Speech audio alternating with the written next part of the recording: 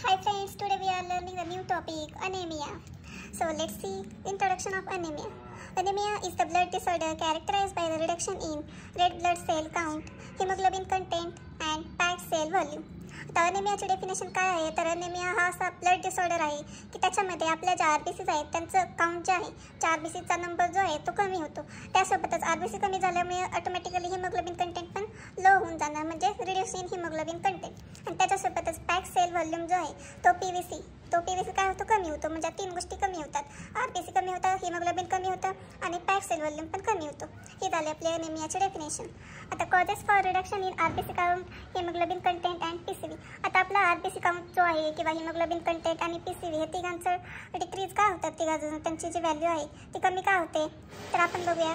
Generally reduction in RBC count, hemoglobin content and PCV occurs because of any of the following incidents: decreased production of RBC, increased destruction of RBC, and third is excess loss of blood from the body.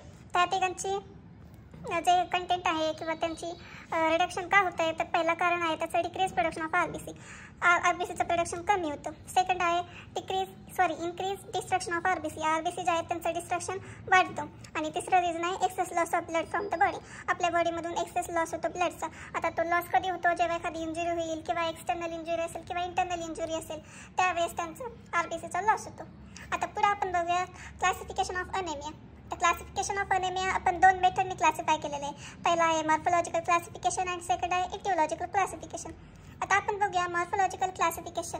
तर morphological classification depends upon the size and colour of RBC. तर morphological classification कशावर depend आहे तर आपल्या आरबीसीची जी size आहे आणि colour आहे या दोन गोष्टींवर डिपेंड करतो. त्याला आपण म्हणतो morphological classification. The size of RBC is determined by mean corpuscular volume.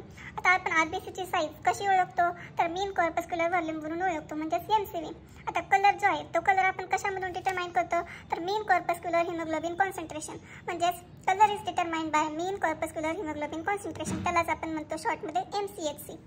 And by this method anaemia is classified into 4 types. आता मॉर्फोलॉजिकल क्लासिफिकेशनमधून आपण अनेमियाला 4 टाइप्समध्ये डिवाइड केलेले आहे. तर पहिला आहे नॉर्मोसायटिक नॉर्मोक्रोमिक अनेमिया, सेकंड आहे मॅक्रोसायटिक नॉर्मोक्रोमिक अनेमिया, थर्ड आहे मॅक्रोसायटिक हायपोक्रोमिक अनेमिया अँड फोर्थ आहे मायक्रोसायटिक हायपोक्रोमिक अनेमिया.